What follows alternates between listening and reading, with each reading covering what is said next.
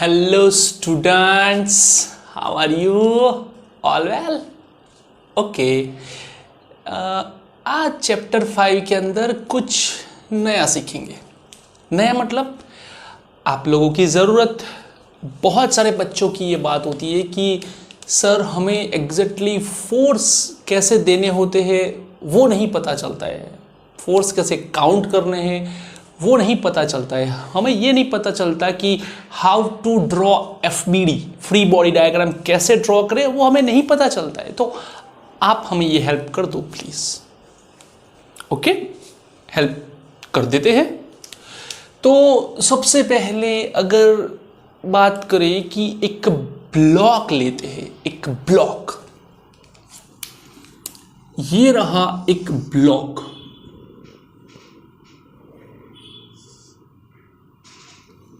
डाल दिया, ठीक है। उस ब्लॉक को हमने किसी सरफेस पे रखा है, किसी सरफेस पे। तो जब हम किसी ब्लॉक को सरफेस पे रखते हैं तो वो उस सरफेस पे चिपकता है। क्यों? क्योंकि जो अर्थ है वो उसे खींचती है, उसको ग्रेविटी के हिसाब से एक फोर्स देती है, and this force is known as weight of the body, जो कि वो always vertically downward होगा। ये W weight of the body is equals to mg। तो फर्स्ट जो आपका वेट होगा, wait is equals to mg due to gravity. Due to gravity, it is always vertically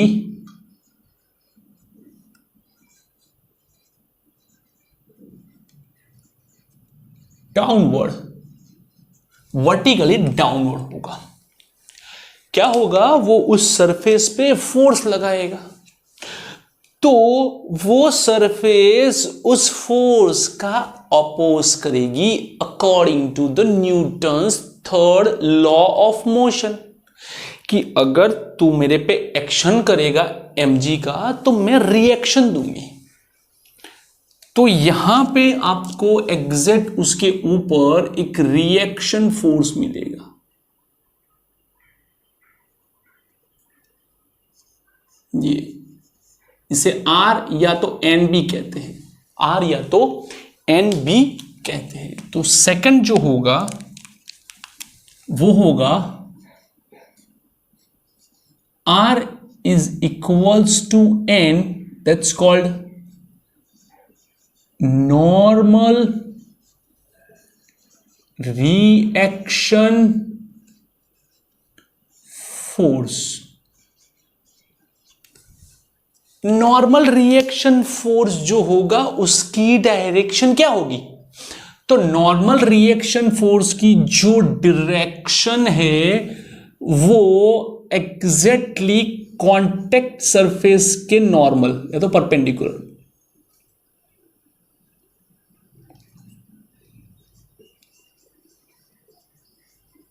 perpendicular या तो normal to contact surface.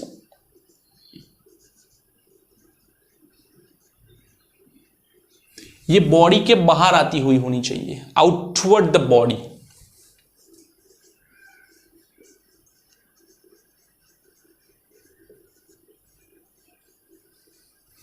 Okay, किसी को लगा कि चलो भाई इस बॉडी को स्टेशनरी रखा है, ठीक है। तो अगर इफ बॉडी, ये बॉडी जो है वो ऊपर नीचे नहीं जा रही है, हाथ को अगर ऐसे ऊपर नीचे करते तो भूतों जैसा लगता है, वैसे if body is balanced vertically, मतलब कि वो ना तो हवा में जा रही है ना तो नीचे कहीं जा रही है, मतलब कि वर्टिकल मोशन नहीं हो रहा है, तो ऊपर का जितना फोर्स होगा इज इक्वल्स टू नीचे का फोर्स आपको मिलेगा N is equals to mg, N is equals to mg। Okay, अब बात करते हैं कि चलो किसी ने इस बॉडी को खींचा यहां से, या तो यहां से किसी ने धक्का दिया, दोनों की डायरेक्शन एक ही है। इसके हिसाब से ये जो बॉडी है वो इस साइड मूव करनी चाहिए, मेरी राइट साइड मूव करनी चाहिए। तो अगर ये फ्रिक्शनलेस सरफेस है तो इजीली मूव करेगी बॉडी, बट ये कंडीशन तो तभी भी सेटिस्फाइड होगी क्योंकि यहां पे जो मोशन मिलेगी वो हॉरिजॉन्टल मिलेगी, वर्टिकल नहीं। तो अगर किसी ने फोर्स दिया, बॉडी मूव करती है if the body is on the frictionless surface. लेकिन अगर बॉडी फ्रिक्शनल सरफेस पे है तो सबसे पहले जो फ्रिक्शन होगा वो इसका ऑपोज करेगा।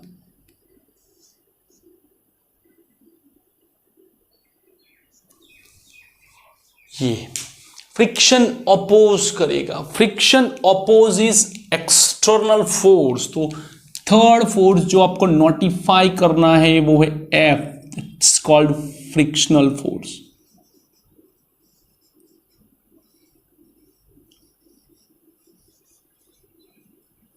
Frictional force, okay. और frictional force is always opposite to the motion.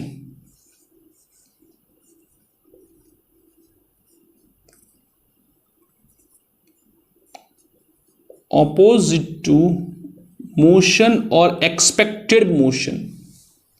Okay, मैं हर बार ये नहीं लिखूंगा in the direction of the force. कभी कभार ऐसा होगा कि आपको फोर्स नहीं मिलेगा बट फिर भी मोशन होगी, ठीक है। उस टाइम पे ये फ्रिक्शन जो है वो मोशन के ऑपोजिट आना चाहिए, ठीक है। तो यहां पे कंडीशन डालते हैं कि इफ बॉडी इज स्टेशनरी, अगर बॉडी स्टेशनरी है तो जो आपका एक्सटर्नल फोर्स है वही फ्रिक्शनल फोर्स होगा, ओके। एंड इफ बॉडी है, body moves in the direction of force,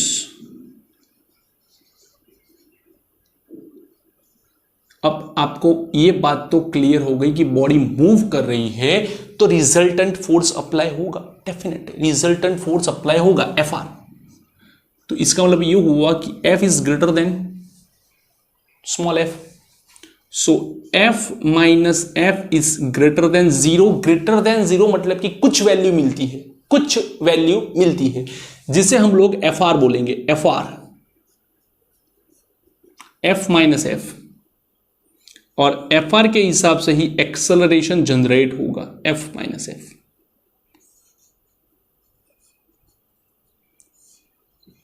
F by m, okay.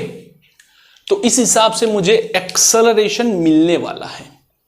तो ऐसे मुझे फोर्स यहां पे दिखाने हैं, ठीक है। अगर मैं यहां पे थोड़ी सी चाल को चेंज कर दूं, ये बॉडी है, ठीक है।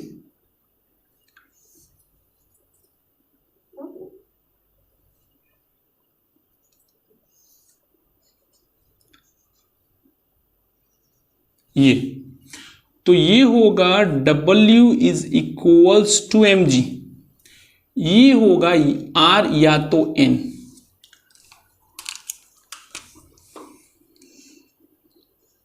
अगर मैं यहां पे फोर्स अप्लाई कर रहा हूं, this force is applied here, तो फ्रिक्शन मुझे उसके ऑपोजिट मिलने वाला है।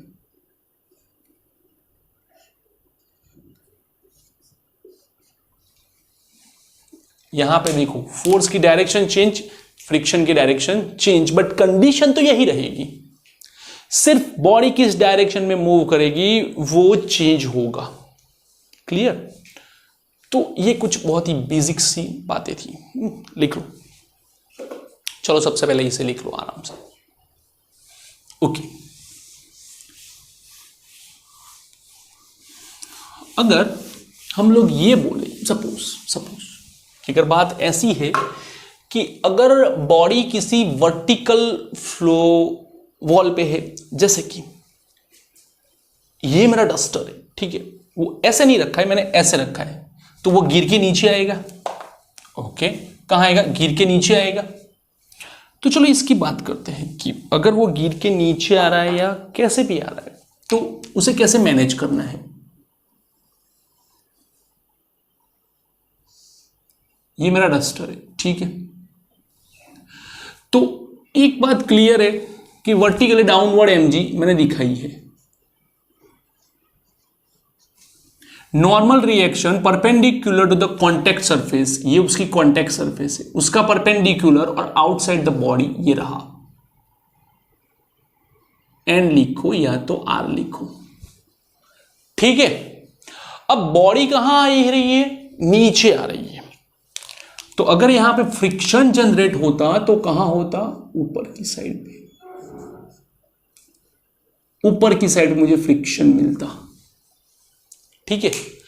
लेकिन मुझे यह लग रहा है कि मुझे बॉडी को मूव नहीं करना है, तो अगर ये बॉडी है, अगर इसे मूव नहीं करवाना है तो मैं उसे यहां से ऐसे फोर्स दूंगा, like this, to inside the board, inside the board, like this, inside the board. Okay, और यहां पे अगर बॉडी बैलेंस होती है, इफ बॉडी इज बैलेंस्ड,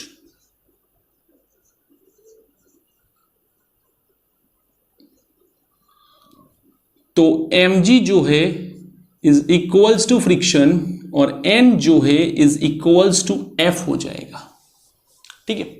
ये आपको याद रखना है। अब इन दोनों के बीच का जो रिलेशन है वो हमें पता है, f is equals to mu into n, इसे नहीं भूलना है। म्यू इज द कोएफिशिएंट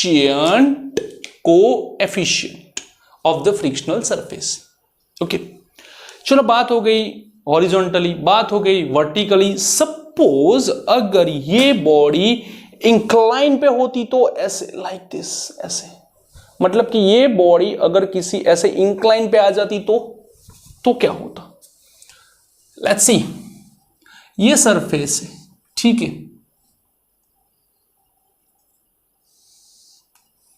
यहां पे एक इंक्लिनेशन मिलता है कुछ एंगल पे, ये एंगल थीटा है, इस थीटा एंगल पे मुझे कुछ इंक्लिनेशन मिलेगा, तो डेफिनेट है मेरी जो बॉडी है वो बॉडी भी इंक्लाइन पे आ जाएगी।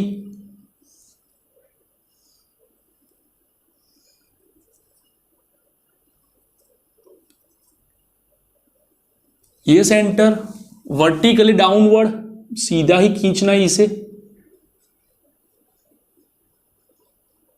mg।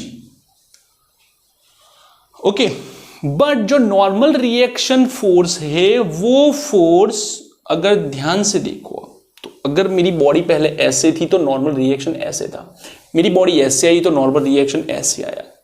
अगर मेरी बॉडी इंक्लाइन पे आती है तो नॉर्मल रिएक्शन भी इंक्लाइन पे आएगा।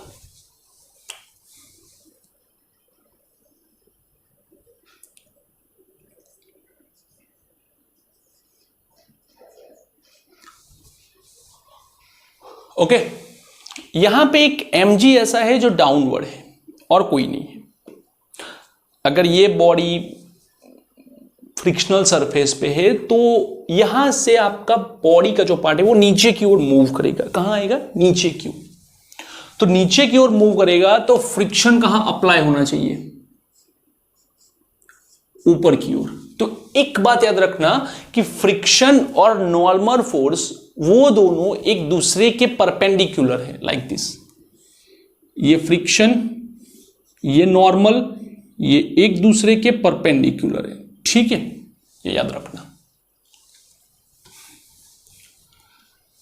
तो यहां पे जैसे ही मैंने mg की बात की,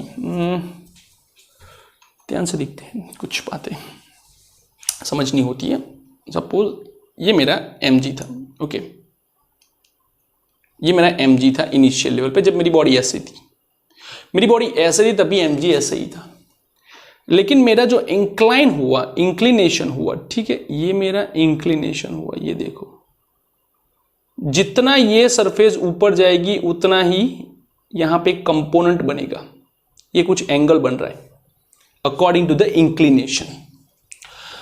तो ध्यान से हम समझेंगे इसके बारे में कि यहां पे एक जो पार्ट है वो कुछ ऐसे आएगा, ये mg है और ये दोनों उसके कंपोनेंट है जो एक दूसरे के परपेंडिकुलर होंगे।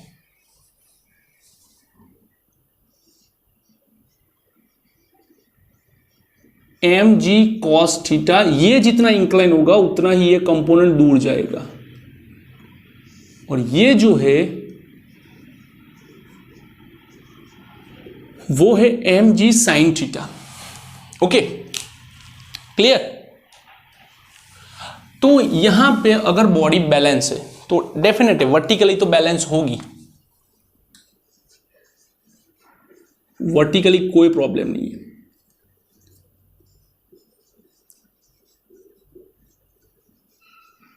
वर्टिकली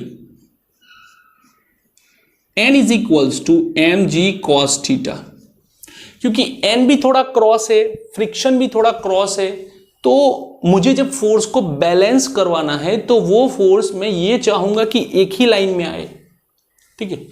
तो n is equals to mg cos theta, और सेकंड जो है कि हॉरिजॉन्टली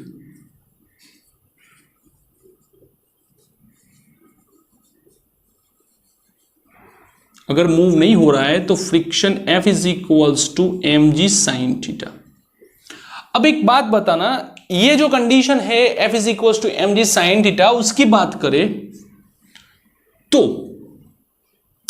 ये जो फोर्स है, सिर्फ बहुत ही कॉमन सी बात है कि अगर ये बॉडी बैलेंस नहीं है और अगर रेडी टू मूव है, मूव नहीं हो रही है,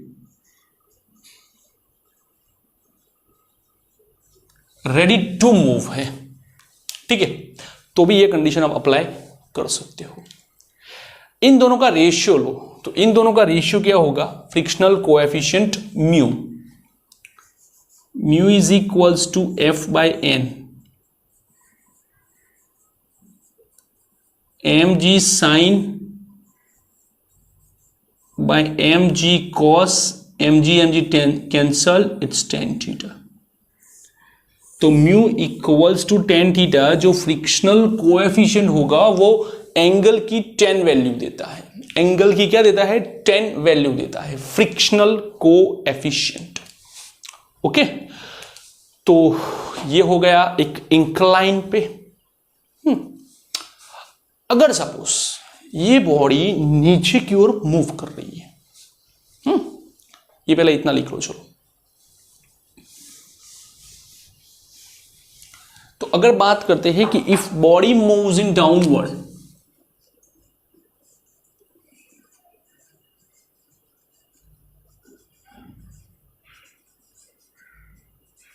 मूव्स डाउनवर्ड ही होगी, तो Fr जनरेट होगा। Fr इट्स व्हाट, नीचे आ रहा है मतलब mg sin थीटा ज्यादा होगा और F कम होगा।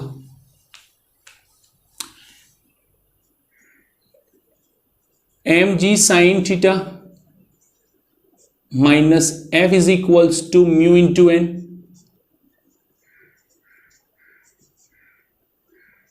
Minus n is equals to mg cos theta, a से डिवाइड करो, g sine minus mu g cos, g common, sine theta minus mu cos theta.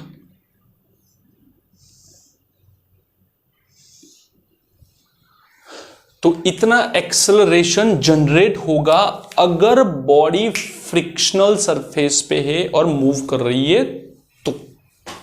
Clear? तो फटाफट से इसे कॉपी पेस्ट कर लो। ओके, हो गया मेरा कॉपी पेस्ट। पोस्ट करके लिखो बेटा, पोस्ट करके लिखो। ओके, अब बात होगी कि बॉडी जो है वो हॉरिजॉन्टल पे है, हॉरिजॉन्टल सरफेस पे। ओके, और उससे किसी स्ट्रिंग से बांधा हुआ है।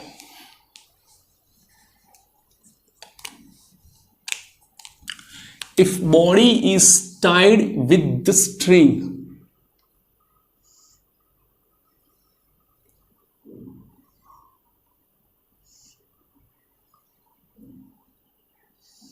ये ठीक है। एक सिंपल सी बात है। अगर हम बात करते हैं कि भाई कभी भी हम किसी बॉडी पे फोर्स देते हैं तो सबसे पहले वो बॉडी क्या करती है? उस फोर्स का अपोज करती है। क्या करती है? अपोज करती है। जैसे कि मैंने यहां पे फोर्स लिया कुछ F, ओके, तो वो F जो है जैसे ही मैं इस बॉडी को खींचूंगा वो दोनों मोशन में आएगी, जिसके कारण इसके अंदर भी एक्सेलरेशन जनरेट होगा। इसके फ्रिक्शनल लेस की बात करें, फ्रिक्शनल लेस सरफेस है, ओके, तो उसके अंदर एक्सेलरेशन दोनों का सेम होगा। क्यों? क्योंकि अगर किसी डोरी को खींच रहे हैं तो दोनों बॉडी एक साथ ही मूव करेगी, लेकिन उन दोनों का मास अगर अलग अलग है तो m1a plus m2a, m1 plus m2 it's e, तो कितना एक्सेलरेशन जनरेट होगा? F a is equals to F divided by m1 plus m2। तो ये होगा total force on the system divided by the total mass of the system.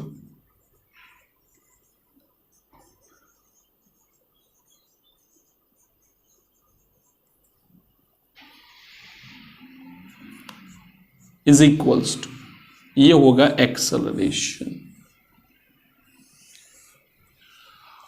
Okay, अब ये जो force है वो फोर्स ये दोनों ब्लॉक को खींचेगा, खींचो खींचो खींचो, ये दोनों ब्लॉक को खींचेगा।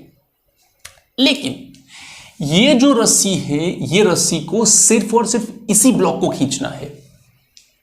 मतलब क्या होगा कि जब आप फोर्स दोगे तो ये रस्सी का जो आधा पार्ट है जो कि एकदम टेंशन में आ चुका है, वो आधा पार्ट उस फोर्स को अपोज करेगा क्योंकि उसे खींचाव पसंद नहीं है। लेकिन वही आधा पार्ट दूसरी बॉडी के लिए पुलिंग फोर्स बनेगा। ये जो है वो उसे अपोज करेगा कि भाई नहीं, और ये जो टी है दूसरी बॉडी के लिए पुलिंग फोर्स का काम करेगा। दोनों की वैल्यू सेम है, दोनों की वैल्यू सेम। तो हियर टेंशन, अब बात करो यहां पे ए बी, ठीक है, या तो फिर m1 m2 लिखो। चलो 1 2 लिखा है ना, तो m1 m2 लिखते हैं। तो लिखो कि टेंशन इन द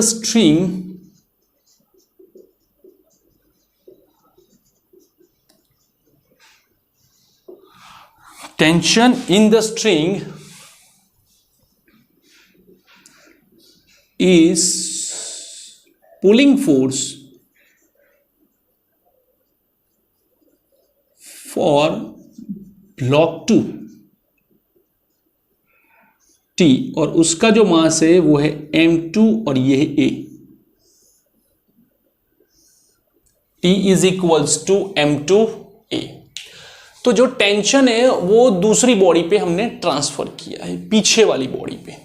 ऑलवेज जो मास कंसीडर होगा वो पीछे वाली बॉडी का मास कंसीडर होगा।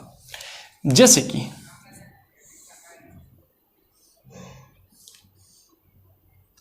अगर बात करते हैं कि ये 1 है, ये 2 है, ये टेंशन है, इस बार फोर्स यहां पे आ रहा है, ये खींच रहा है, तो ये अपोज करेगा इसे और दूसरे के लिए ये पुलिंग बनेगा। तो जो T है वो T अब m1 को खींचेगा तो m1a, जिसको टेंशन खींचेगा उसका मास इंटू एक्सेलरेशन, उसका मास इंटू एक्सेलरेशन।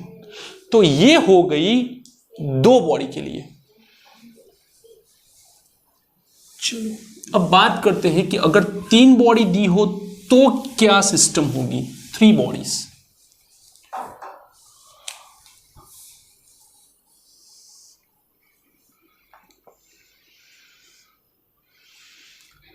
ठीक है, ये दूसरी बॉडी,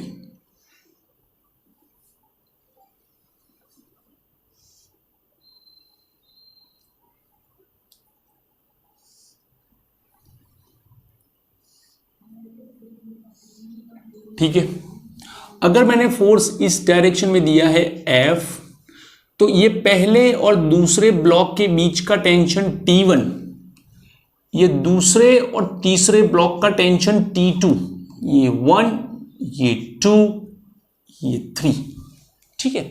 तो जो टोटल एक्सेलरेशन जनरेट होगा वो होगा total mass on the body system is F divided by the total mass of the system m1 plus m2 plus m3, ये रहा।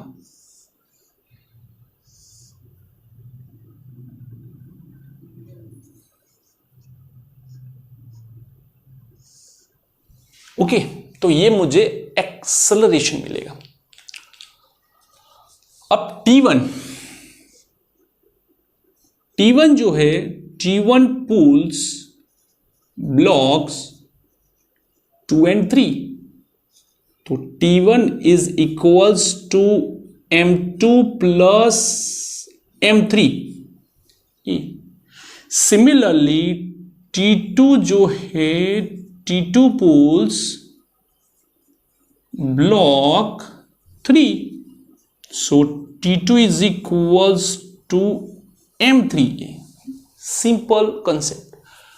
प्रोसीजर रिवर्स, मतलब कि फोर्स अगर रिवर्स हो जाएगा तो सिस्टम रिवर्स हो जाएगी और कुछ नहीं, ठीक है। तो ये बहुत ही फंडामेंटल और बहुत ही बेसिक था जो हमने सब कुछ पढ़ा। अगर सपोज किसी बॉडी को अगर धक्का मार रहे हैं, जैसे कि ये रहा,